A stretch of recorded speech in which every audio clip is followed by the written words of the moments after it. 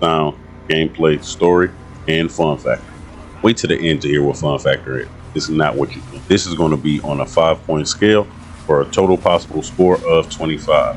But we're going to do it out of 10. Don't worry, I'll do the math. So let's start off with graphics. I gave graphics a 4 out of 5. The anime art style works beautifully with flashy combat. And all the footage you see here is from the PS5.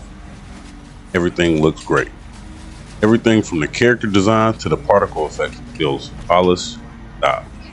It's not the most realistic game visually, but it nails the aesthetic it's going for. Next, let's go to sound. I also gave sound a 4. Soundtrack is fire. It's enjoyable and it fits the action perfectly. The weapon sounds, especially when parrying and dodging, the parry is so good. But imagine the boss is flying down at you, and boom, you see the open parry, and the sound is perfect. It makes you feel so powerful. But it is one drawback when the constant banter between Arena and the main character starts to feel stale pretty quick. Like, really. That's the only thing that stops it from being a perfect score. Next, let's do gameplay and mechanics. I also gave this, it was hard coming to the fore on this one because wow, the combat without a doubt is the best part of the game. When you're chaining the combos and then switching the weapons mid-fight. My favorite combo is when you can throw the scythe out, the scythe continues to spin, you switch to another weapon, and then you start to go crazy with the combos.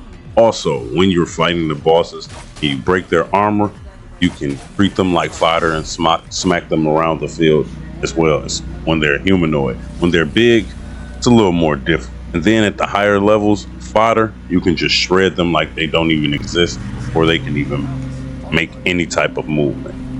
But we do have the flaws that come in here, a real big. The exploration is pretty much non-existent. It feels like it's just cutscenes through the whole thing where the game takes control and does everything for you. Aside for some, light platforming areas, which on their own is annoying as well. But this really limits the game, how much you play the game outside of just the combat. And I'm not the only one that says this. Every person I've talked to agrees with me when it comes to this point on the game. So let's move on to story. We're going to give the story a 3 out of 5. Because the story is not really there. It's serviceable. Like, it gets you to one fight to the next. But also it does not drag the story down. I mean, it doesn't drag the game down. So you can't really rate it any lower. Next is the fun factor. This is how memorable the game is. How hard it was to put the game down. Feel me? This is what I mean by fun factor. And I also gave this a 3. Because for the first 8 hours, you're hooked. At least I was.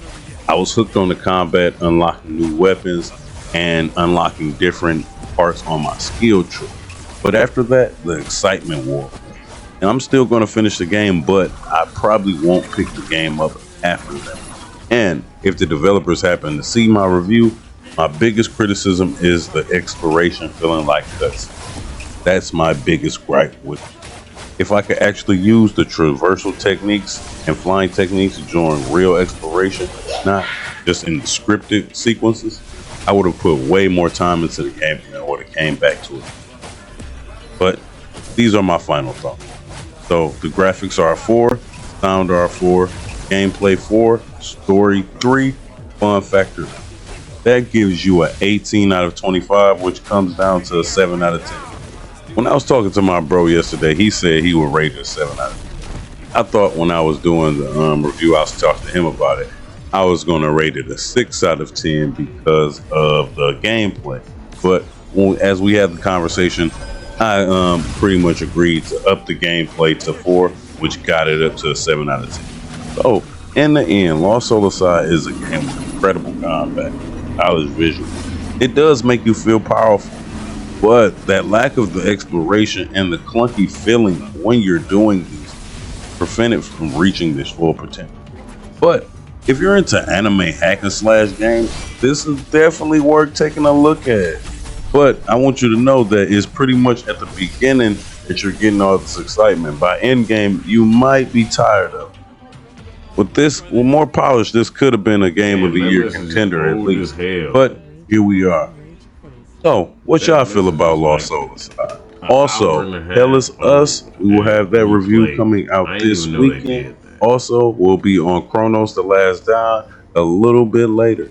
So check it out, you guys. And I will catch you guys later. Peace.